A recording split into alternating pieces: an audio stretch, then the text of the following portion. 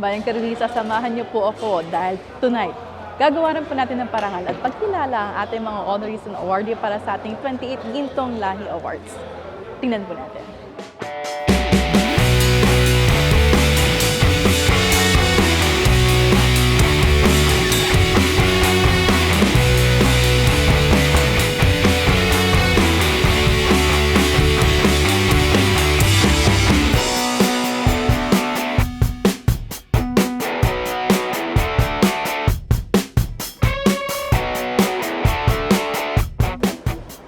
Magandang gabi po sa inyong lahat. Please enjoy. Congratulations, Togo. And as usual, you have our complete and unadulterated support. Maraming salamat po.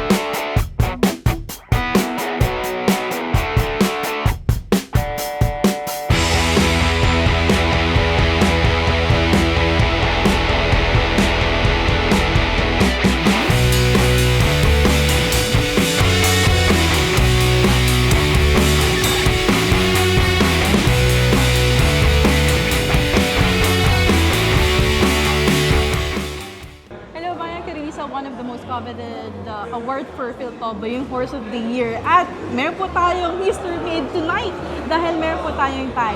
One of our winner is a lady horse owner pa. At ang kanilang kabayo, sikat na sikat po ito sa mga Gen Zs. Hanggang pabataan ng pabata, kilala na ito. RB ka nga. Congratulations to the horse Jungkook of Miss Tisha Sevilla. Congratulations, ma'am. Thank you. And unang-una, ma'am, alam po natin na yung kabayo nyo, napakagaling. When I started following this horse nung 3-year-old, hindi siya nagtuloy-tuloy ng career. Yeah. They had to stop Yeah. kasi kailangan niya ipahinga. And yet, pagbalik po, napakahusay na kabayo. There's a lot of upsets, consistency. Yeah. What can you say about that? Actually, Jungkook kasi, to be fair and to be blunt with you, with everyone, he's not an expensive horse, no? And as a matter of fact, when we were looking for the horse, yung horse nga na bibili namin, siya yung pinaka-last. So, kumbaga parang talagang, parang, for me, it's like an underdog, to be honest. And then, doon namin nakita na, you know what, it's not about the price tag. It's not about that. You know what's good with Jungkook is that it's his heart, it's his spirit to compete. Talagang pag nilabas mo dyan, talagang tatakbo yan. Alam mo, nandun yung, yung drive niya to really race, to run and win.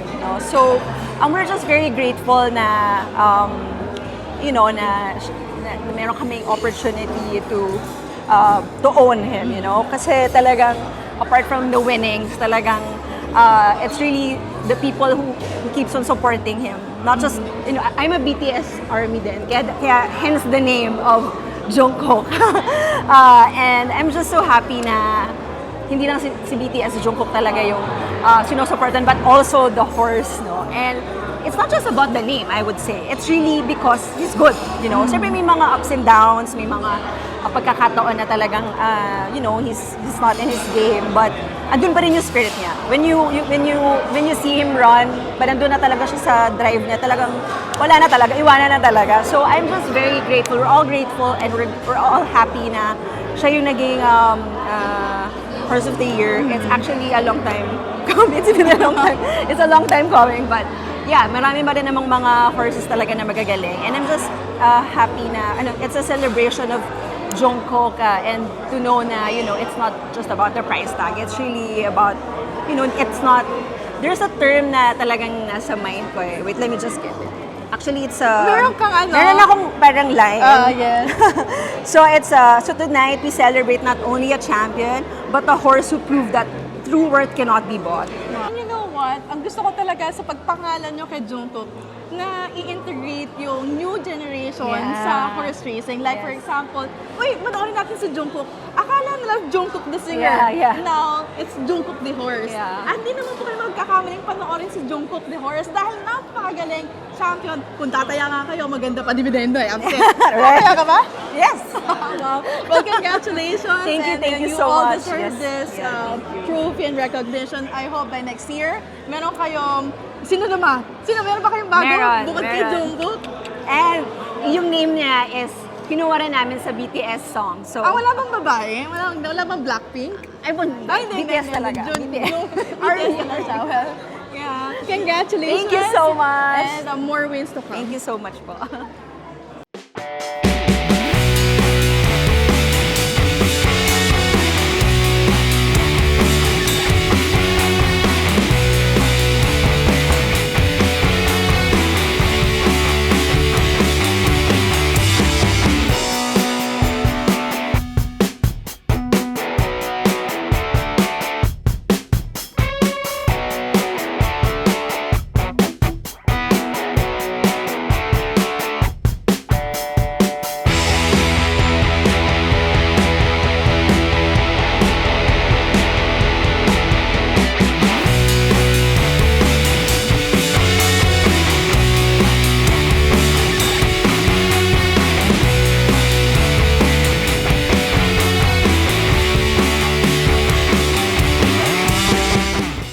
Bayang Karilista, kapag po kayo nakakakita ng imported runners at may mga stakes races para sa mga imported horses, minsan, tatlo o kadalasan, mas madami po ang hawak ni Mr. Dante Salazar.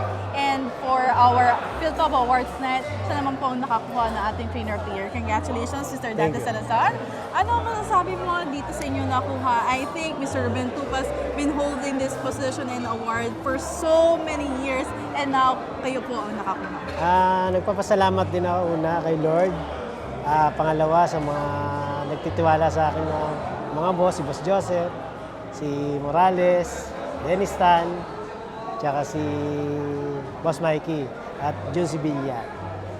Marami ba kayong ngayong bago? Para naman yung mga bayang karilista, alam ko sino nga abangan natin kapag Dante Salazar, lahat magaling lahat de kalibre. For 2026, may marami ba kayong bago? May tatlo kaming hinahanda na imported bago. Abangan nyo yun. Sa Sunday, magbabarrier na siya. Kung may imported na lalabanan uli, sasali ko na. How about locally bred? Kasi laging matunog ang pangalang Dante Salazar sa mga imported locally bred, kailan makakakita ang mga bayang karilista na mas pinadaming hinahawakan ni Dante Salazar pang 2-year-old, 3-year-old, or even for Triple Crown? Etong hinahanda ko kay Morales, sana sa 10 may lumabas mga ilang mga 3, 2, okay na sa amin yun. Mga 10-20%, no? Kasi 10 hinahawakan mo. Bakit hindi yung 10 agad? Kasi medyo kapaan pa pagka 2-year-old, 3-year-old, no? Hindi mo masasabi kasi minsan may problema. Okay, so congratulations. Thank you. And sana marami ka pang ipanalo, Mr. Dante Salazar. Thank you.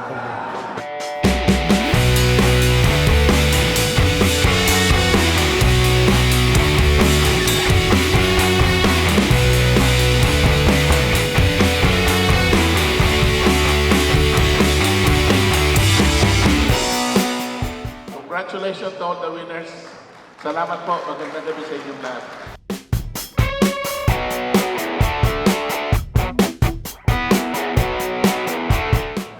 Our Kid Mulabe. Kung natatandaan niyo po, Triple Crown winner po yan. Kasama po natin ang ating horse owner and Vice President of Philtovo, Mr. Manny Santos. Sir, Mr. Kid Mulabe. Yeah. Nakikita ko lagi yung pangalang Kid Mulabe pagka nag-start ako nun eh. So, sir, congratulations po for the 28th anniversary of Quintong Lahi. Ano muna pong mensahe niyo sa inyong mga miyembro? Thank you. Magandang araw sa ating lahat, sa inyong mga bayang karirista. Tingin ko ang mga susunod na taon at mga susunod pa ay malaking paghamon sa mga may-ari ng karerahan at ng mga horse owner breeders. Kasi gumaganda ang labanan, lumalaki ang premyo, so marami ang nag-invest sa horse racing. Like for example, kabibili lang ng 90 heads na galing sa Australia. So dadami yan at tutuloy-tuloy yan. Pag lumaki ang industriya, siyempre lalaki ang premyo, maraming mamumuhunan, bibili ng kabayo. At para maging masaya at maunlad ang industriya ng karera. And in general naman po, no, sa isang kabayo, marami po yung nagtutulong-tulong dito. Magkakaroon ka ng additional sota, yung farm personnel. So, hindi lamang po sa industry ng karera po talaga ang ating industry. Nagkakaroon po ito ng pangpanglahatan in general sa ating mga kapwa na I know like just the PCSO, hindi lang po inclusive or exclusive sa atin dito. Kaya, inclusive para sa maraming industriyang nababahaginan ng pagunlad ng karera. Ang mga gumagawa ng gamot, ng pagkain ng kabayo, ang mga sota, ang veterinaryo, lahat marami naghahanap buhay sa karera. So tingin ko naman ang karera, horse racing, ay malapit sa puso ng mga Pilipino. Hanggang nung panahon pa na wala pang starting gate, nandiyan dyan ang karera. At tingin ko naging balakid na pangunlad ng karera ay ang mataas na buwis. Dahil nung araw, wala namang legal na form of gambling na sugal, kundi ang karera. So binubuhos dito yung tax. Siguro kami sa Philippine Jockey Club ay magsisikap para mabago yung mga pagkakamali na yan, pagkukulang na yan. And we look forward sa susunod na taon, yung mga kasama ko sa Philippine Jockey Club, talaga dedicated, hindi iniintindi yung ginagastos. So tingin ko maganda ang hinaharap ng industriya ng horse racing. It's so nice to hear from you, sir, about the future at yung mga gusto pong gawin po with Philtovo in partnership with Philippine Jockey Club, as you say. Kasi as I know, part owner din po kayo na ating PJC. Yeah, that's right. Pero siyempre, ang Philtovo, may interest na ay breeding. Of course, that's in support of the horse racing. Saka mapa-improve yung ating mga lahi ng ating mga kabayo. Tataas ang antas. Marami na tayong, kasi nakikita ko yung mga sikat na pangalan sa Amerika, meron din tayo niyan. Marami ring mga namumuhunan ng malaking halaga para mapaunlad for the love of the horse racing. Yes, sir. Yeah, thank you so much. Sir, ano po ang mensahe niyo sa lahat po ng ating awardees and honorees sa ating 28th Quintong Lahi Awards? You know,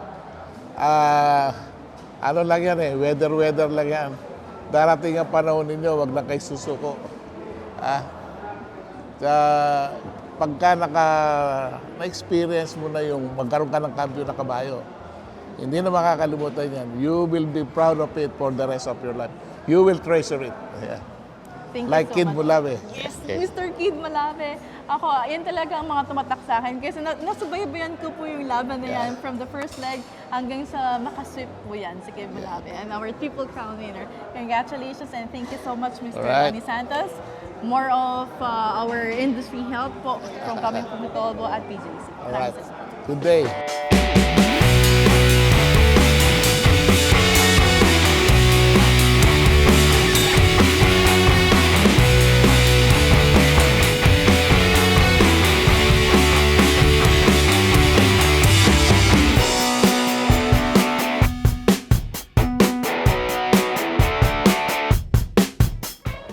congratulations to all our honorees and awardees for our 20th Annual Gintong Lahi Awards. Sana po makita po natin kayo sa mga susunod pang taon. At sabi nga po ni Mr. Manny Santos, weather lang yan. Kung hindi ngayon, malay nyo next year. Again, my name is Lucky Lea Forbes. Kung di pa po kayo nakasubscribe dito sa ating Facebook, YouTube channel, ngayon pa lang i-click nyo na yan dahil bibigyan po namin kayo lagi ng latest updates ng mga events at mga sneak peek kung ano po mga nangyayari kung hindi po kayo makakapunta o kung sakaling gusto nyo pong malaman ang mga pangyayari. Again, my name is Lucky Lea Forbes. Good day.